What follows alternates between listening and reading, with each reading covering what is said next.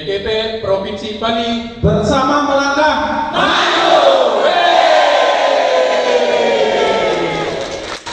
Terima kasih atas waktu.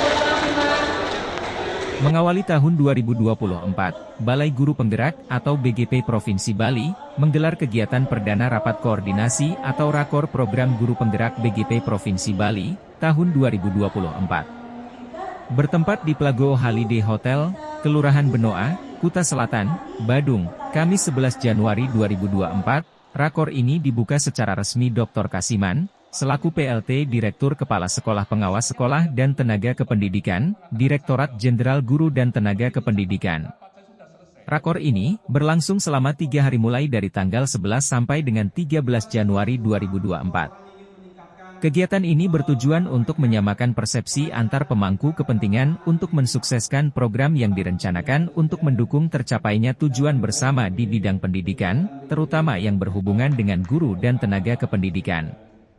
Menurut Kepala BGP Provinsi Bali, Dr. Iwayan Surata, Rakor ini dihadiri sebanyak 400 peserta perwakilan mitra kerja BGP Provinsi dan perwakilan komunitas. Adapun tujuan sosialisasi ini adalah untuk menindaklanjuti kebijakan Ditjen GTK dan BGP Provinsi Bali tahun 2024. Selain itu, kegiatan ini untuk mensosialisasikan pengelolaan kinerja guru dan kepala sekolah dan layanan e-kinerja dalam sistem informasi aparatur sipil negara. Lebih lanjut dikatakan, melalui rakor ini, pihaknya berharap adanya persamaan persepsi tentang kebijakan Ditjen GTK dan BGP Provinsi Bali, persamaan persepsi tentang pengelolaan kinerja guru dan kepala sekolah dan layanan e-kinerja dalam sistem informasi aparatur sipil negara. Jadi tujuan rakor ini kita lakukan adalah untuk mendiseminasikan program-program yang telah kita capai di BGP Provinsi Bali dan mensosialisasikan program-program BGP Provinsi tahun 2024 dalam rangka mempercepat proses transformasi pendidikan di Bali.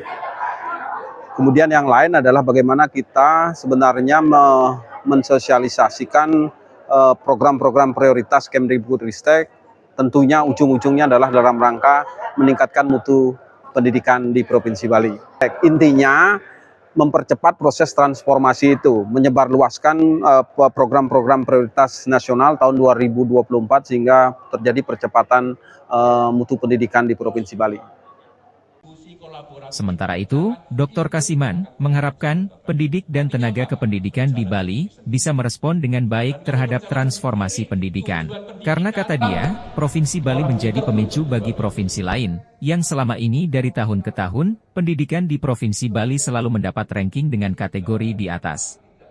Karena kata dia, responsif guru dan tenaga kependidikan sangat baik sekali, dan menerima dengan positif transformasi ini. Melalui kegiatan koordinasi ini, diharapkan nanti setiap peserta bisa langsung mensosialisasikan atau mengibaskan hasil sosialisasi ini.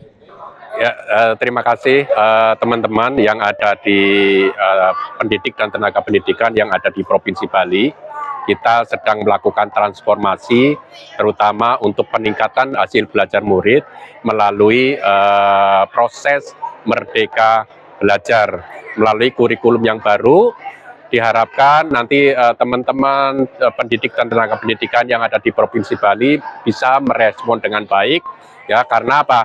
Provinsi Bali adalah provinsi pemicu bagi provinsi-provinsi yang lain, yang sementara ini dari tahun ke tahun pendidikan di Provinsi Bali selalu mendapatkan ranking yang kategori yang di atas, karena memang responsif guru dan tenaga pendidikan sangat baik sekali, ya, dan menerima dengan positif transformasi ini, dan diharapkan ke depan juga menjadi pemicu kemajuan pendidikan yang ada di Indonesia, terutama di provinsi-provinsi lain yang ada di Indonesia. Sudah. Terkait dengan transformasi satuan pendidikan, Pak, seberapa penting untuk pendidikan di Indonesia? Ya, oke. Jadi peningkatan kompetensi, peningkatan hasil belajar murid itu adanya di satuan pendidikan.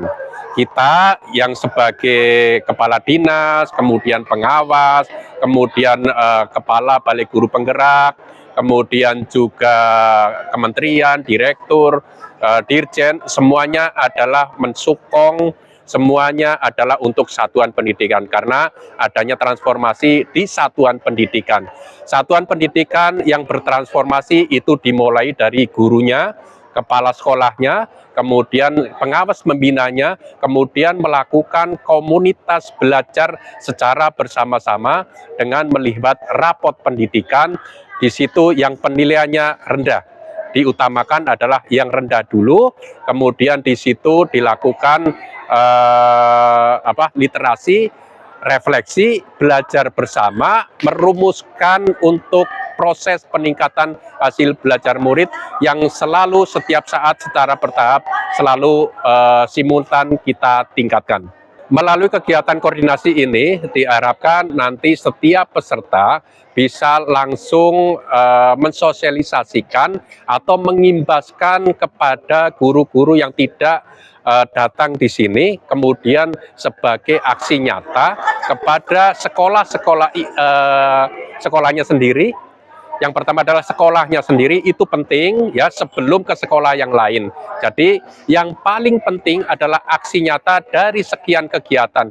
Bapak Ibu bisa mengikuti sosialisasi, bisa mengikuti webinar, bisa melalui kegiatan-kegiatan lain, tapi pada prinsipnya ujung-ujungnya adalah melakukan aksi nyata karena ini tentang ESKP atau kinerja guru dan kepala sekolah. Artinya ada mulai dari perencanaan SKP itu yang akan dihitung. Jadi seberapa banyak sosialisasi webinar, tapi ujung-ujungnya adalah Bapak Ibu sekalian harus melakukan ajuan SKP di aplikasi.